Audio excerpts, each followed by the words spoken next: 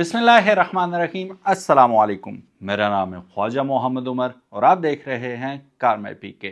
Welcome back to yet another video. आज का topic बहुत ही ज़्यादा इम्पॉर्टेंट है, स्पेशली उन कंफ्यूज लोगों के लिए, मेरी तरह कंफ्यूज हैं, जो कि यार अगर उन्होंने गाड़ी अपडेट करनी है, specially I am talking about SUVs, hybrid लें या PHEV। PHEV is a new thing in Pakistan, ठीक है। रिसेंटली 2024 से स्टार्ट हुआ ये काम और 2025 अभी शुरू ही हुआ, तो पाकिस्तान में एक और फ्लक्स आ गया। बात करते हैं आज इसी के बारे में कि कौन सी गाड़ी लेना अक्लमंदी है और कौन सी गाड़ी लेना जेब पे हल्की है और ज़्यादा इको फ्रेंडली है। इको फ्रेंडली की बात आती है तो दोनों ही गाड़ियाँ इको फ्रेंडली हैं, कुछ थोड़ी कम है, कुछ थोड़ी ज़्यादा है। आज इसी सिलसिले में हम बात करेंगे और सबसे ज़्यादा इंपॉर्टेंट बात यह है कि पॉकेट फ्रेंडली कौन सी गाड़ी है। बढ़ते हैं आज की वीडियो की जानिब, लेकिन उससे पहले अगर अभी तक आपने कारमेट पीके को सब्सक्राइब नहीं किया तो make sure you do it, ताकि इसी किस्म की इंटरेस्टिंग वीडियोस आपको फ्यूचर में भी देखने को मिलती रहे। ये रहा हमारा इंस्टाग्राम पेज, हमें ज़रूर फॉलो कीजिएगा शॉर्ट वीडियोस के लिए।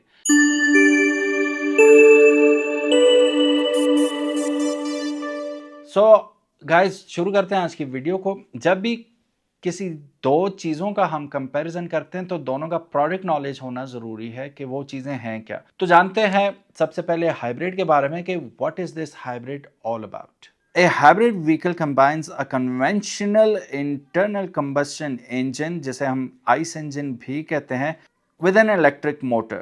और इलेक्ट्रिक मोटर को चलाने के लिए लगती है एक अदद बैटरी।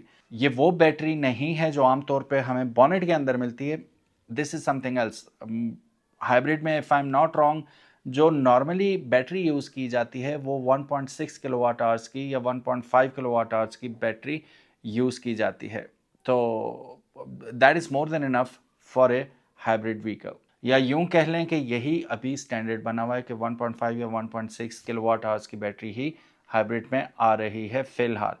एक थोड़ी सी एक्सेप्शन है, वो मैं आगे चल के जब PHEV की बात कर रहा हूँगा उसमें मैं आपको बताऊंगा, लेकिन वो सहूलत भी सिर्फ PHEV के साथ मिलेगी आपको। हाइब्रिड में यही तकरीबन स्टैंडर्ड बनता है 1.56 का। इलेक्ट्रिक मोटर जो है वो असिस्ट करती है इंजन को जब आप एक्सेलरेट या ब्रेक कर रहे हो।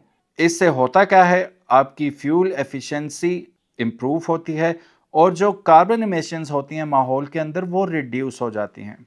हाइब्रिड्स में हमारे पास पाकिस्तान के अंदर काफ़ी सारी मिसालें मौजूद हैं। जैपनीज़ में अगर बात करें तो आपके पास टोयोटा प्रियस आ जाती है, सिविक हाइब्रिड आ जाती है, और एसयूवीज़ में बात करें तो आपके पास हैवल आ गई, फिर if I am not wrong cross आ गई। तो काफ़ी सारे ऑप्शंस एसयूवी में भी आपके पास मौजूद हैं। Now let's talk about PHEV। PHEV जैसा कि नाम से ही जाहिर है प्लग इन हाइब्रिड। इसमें होता क्या है कि आपके पास थोड़ा बिगर बैटरी पैक आ जाता है, ठीक है, जिसको आप एक्सटर्नली चार्ज कर सकते हैं। हाइब्रिड में तो हम जानते हैं कि वो थ्रू इंजन ही चार्ज हो रही होती है। यहाँ पे किस्सा ज़रा मुख्तलिफ है, वो इस तरह के इसको क्योंकि बड़ा बैटरी पैक है तो अब आपने इसको एक्सटर्नली चार्ज करना है। जब भी आप PHEV ख़रीदेंगे तो इसके साथ आपको एक डोमेस्टिक चार्जर दे दिया जाएगा, आप उससे चार्ज कर सकते हैं। सो अगर हम अपने इर्द गिर्द देखते हैं तो एसयूवीज़ में हमें दो ऑप्शंस इस वक्त क्लियर नज़र आ रही हैं। एक तो होगी MGHS PHEV। MGHS PHEV 16.6 kilowatt hours battery के साथ आ रही है, वो तकरीबन आपको 50 किलोमीटर प्लस की आपको इलेक्ट्रिक रेंज दे देती है। और फिर दूसरी तरफ हमारे पास आ जाती है हैवेल H6 PHEV, वो आती है 19.09 किलोवाट आवर्स बैटरी के साथ, और वो आपको देती है कमोबेश 100 किलोमीटर प्योर EV रेंज। तो ये दो ऑप्शंस इस वक्त हमारे पास जो बहुत ज़्यादा आम है पाकिस्तान के अंदर, ये ऑप्शंस मिल रहे हैं। अच्छा जी, यहाँ पे अब थोड़ा सा दोनों में डिफरेंस क्या है। हाइब्रिड एक सर्टेन किलोमीटर तक वो आपको बैटरी पे चलती है, उसके बाद वो कन्वर्ट हो जाती है अपने 1.5 टर्बो, जो पाकिस्तान की मैं बात कर रहा हूँ, 1.5 टर्बो इंजन पे कन्वर्ट हो जाती है, और फिर वो वैसे ही बिहेव करती है जैसे एक नॉर्मल 1.5 टर्बो इंजन आपको मोटरवे पे या हाईवेज पे ट्रीट करता है, वैसे ही वो भी आपको माइलेज देगी। ऑन द कॉन्ट्ररी आपको PHEV के अंदर ज़बरदस्त चीज़ ये मिलती है कि एक तो आपको कंबाइंड रेंज बहुत ज़्यादा मिलती है। अगर आप प्योर EV पे नहीं चला रहे तो ये आपको अमेजिंग अमेजिंग माइंड बॉगलिंग किस्म की आपको एवरेजेस देती हैं। Too good to be true sometimes आपको लगता है। फॉर एग्जांपल अगर मैं हैवल की मिसाल देता हूँ तो 1 फ्यूल टैंक पे वो आपको 1000+ किलोमीटर की रेंज दे सकती है। एमजी की बात करूं तो वो भी दावा करते हैं कि 58 किलोमीटर टू अ लीटर ये आपको एवरेज दे सकती है, depending upon if you ride it और drive it carefully with the procedure कि कैसे हमने 58 वो मैं इंशाल्लाह किसी दिन आपको चला के बताऊंगा और उससे वो 58 की रेंज ले के देखेंगे कि पर किलोमीटर कैसे देती है। अगर 58 ना के छोड़ो 50 भी दे देती है तो that would be awesome, game changer हो जाएगा। तो ये एक फ़ायदा होता है। अब एक बंदा जिसका टोटल टूर ही 50-60 किलोमीटर पर डे है, उसे तो पेट्रोल डालने की ज़रूरत ही नहीं है। घर में अगर सोलर लगा हुआ है फिर तो ज़ीरो कॉस्ट आएगी उसकी पूरे शहर के अंदर घूमने की, या डेली का कम्यूट जो उसका है 30-40 किलोमीटर का, 50 किलोमीटर का, वो फ्री ऑफ कॉस्ट करेगा। सोलर लगा हुआ है, चार्ज करो, सुबह चार्ज है, चलो जी आओ जाओ, ना पेट्रोल की टेंशन ना और कुछ। टैंकी फुल रखें, बाहर भी कभी कभी जाना पड़ता है, तो अगर बाहर चलना पड़ गया तो आप उसे प्योर ईवी मोड पे चलाना चाहें तो वो आपको 50 किलोमीटर या हैवल के केस में 100 किलोमीटर आपको रेंज देगी। उसके बाद आप हाइब्रिड पे शिफ्ट होंगे, उसके बाद आप 1.5 टर्बो चार्ज पे शिफ्ट नहीं होंगे, फिर हाइब्रिड मोड पे आ जाएगी।